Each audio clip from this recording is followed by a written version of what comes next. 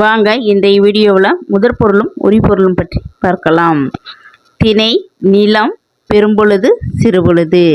குறிஞ்சி மலையும் மலை சார்ந்த இடமும், முல்லை காடும் காடும் சார்ந்த இடமும், மருதம் வயலும் வயல் சார்ந்த நிலமும், நெய்தல் கடலும் கடல் சார்ந்த நிலமும், பாலை சுரமும் சுரம் சார்ந்த நிலமும்.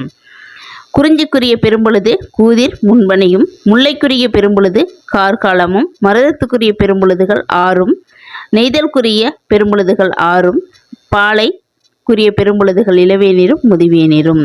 குறிஞ்சிக்குரிய சிறுபொழுது யாமம், முல்லைக்குரிய சிறுபொழுது மாலை, மருதத்துக்குரிய சிறுபொழுது வைகரை, நெய்தலுக்குரிய சிறுபொழுது இற்பாடு, பாலைக்குரிய சிறுபொழுது நண்பகல்.